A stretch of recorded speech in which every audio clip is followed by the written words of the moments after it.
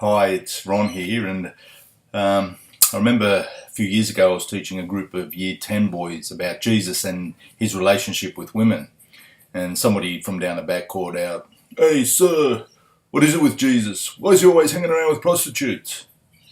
The joys of teaching. Anyway, the Gospels make it fairly clear that Jesus had many close, intimate encounters and friendships with women. There was Mary and Martha, the sisters of Lazarus. There was the Samaritan woman at the well, the woman caught in adultery, the woman who anointed his body with oil. Many of the people he healed were women.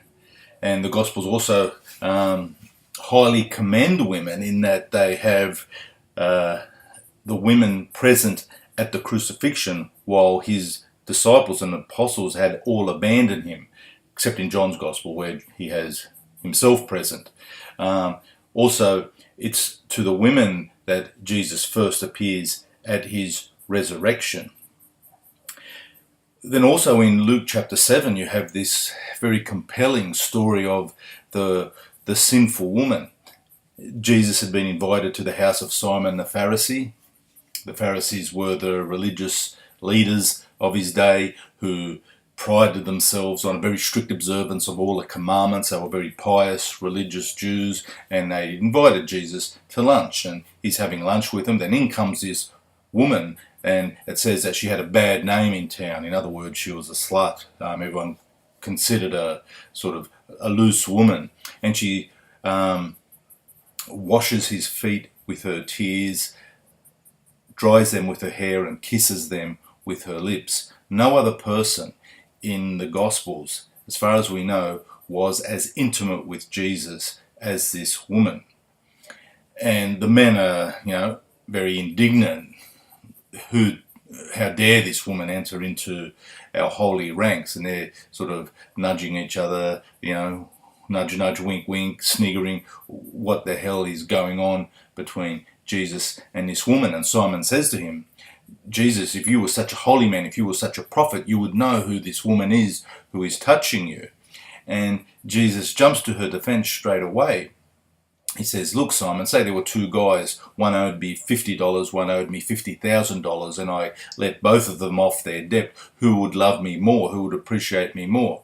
"Well, obviously the one who owed you $50,000, he says. And Jesus says, "You're right. This woman who has had her many sins forgiven, loves much." And that's the point Jesus is making, that the more you are aware of your sin, the more you are aware of your sinfulness, the more open you are to God's compassion, God's love, and God's forgiveness.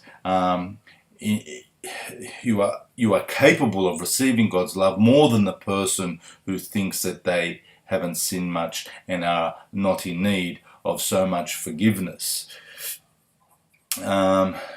Many women mentioned above were women of ill repute, women who had bad names in society. And back then, women were already considered second-class citizens. They were either possessions of their husbands or fathers. They were not allowed to be witnesses in courts of law. They were assigned a separate court in the temple, which was behind the temple of men. Also, during that time, it was a shame on a society. In other words, what your peers thought about you, what your village thought about you, was everything.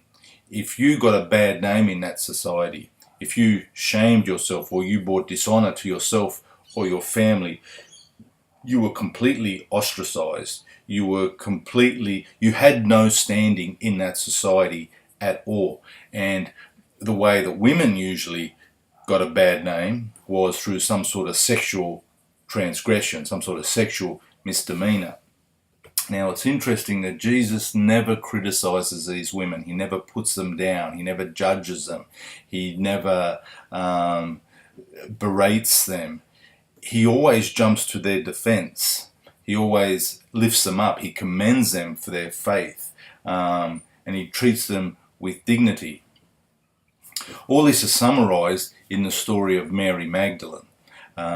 she was a prominent disciple of Jesus, and tradition has it that she was a prostitute. It doesn't say that in the Gospels, but I think the tradition is trying to make a very important point. And it's, if you understand the relationship between Jesus and Mary Magdalene, you get it. You understand the relationship between God and human beings. In other words, it's a relationship based upon mercy. It's a relationship based upon compassion and forgiveness. It's not a relationship based upon obedience to commandments. If you do this, God will love you. No, it's God loves you already because you are his child, you are his son, you are his daughter. So what the relationship with Mary Magdalene is saying is that God's love is free, total, and unconditional. It's got nothing to do with whether you have deserved it, whether you have earned it, whether you have made yourself worthy of it. In fact, I think if there's one word God does not understand, it's worthiness. His love is totally gracious. If Christianity, I think, had emphasized this point a bit more, it would have made a much greater impact on history, and it wouldn't be looked at with the derision that it is so often looked at today. Another thing Mary teaches us in a relationship with Jesus is that intimacy with God is possible while we are still sinners. Intimacy with God is possible as sinners. In fact, if God cannot get intimate and love sinners, well, then he can love nobody. A lot of people think that, okay, we have to purify ourselves of our sin and then God will love us. You know, if I believe the right doctrines, perform the right rituals, obey the right commandments, then God will love me. No. What Mary is saying is that intimacy with God is possible as a sinner. And it's that intimacy that changes us. It's that intimacy that transforms us. Often, well, as Jesus says, he came for sinners. Because he says it's the sick who need the doctor, not the healthy. So often I think Christianity, and all religion does this at its sort of baser, immature levels.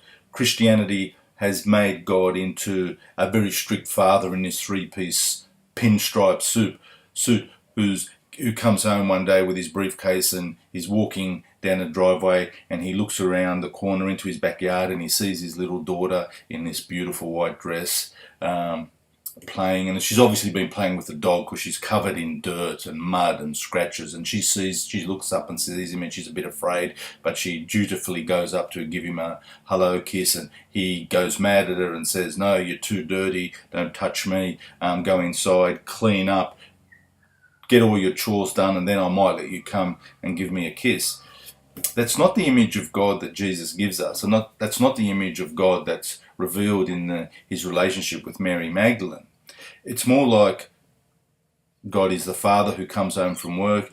He hears his little daughter playing in the backyard. He looks around the corner. He's filled with joy. He calls out her name. She sees him. She runs to him. She throws her arms around his neck. He bends down and he grabs her. He picks her up. He hugs her and he kisses her. And he's just not concerned about whether she dirties him or not because he's in overalls. I think the story of Mary Magdalene, what it's trying to say is that he has transformed our brokenness, our sinfulness, our crucifixions into the very place. He's transformed what is worst within us into what is best within us, because it's precisely in that place where God's love, God's mercy, and God's goodness is revealed. We come to know God in the depths of our sin, not despite our sin. What Mary Magdalene reveals is that God has transformed the black stone of our sin into the gold of salvation. Too much of Christianity is about pretending that that black stone is not there, denying that black stone. And that's why so much of, or so many Christians come across as hypocritical, self-righteous, judgmental, unreal, and to be quite frank, unappealing people. What Mary is showing us is that he who sins much is he who loves much. And if you can go to that place within, that inner tomb within, that place of inner darkness within, it's there that you will experience and witness the life and light of the resurrected Christ. Thank you for listening.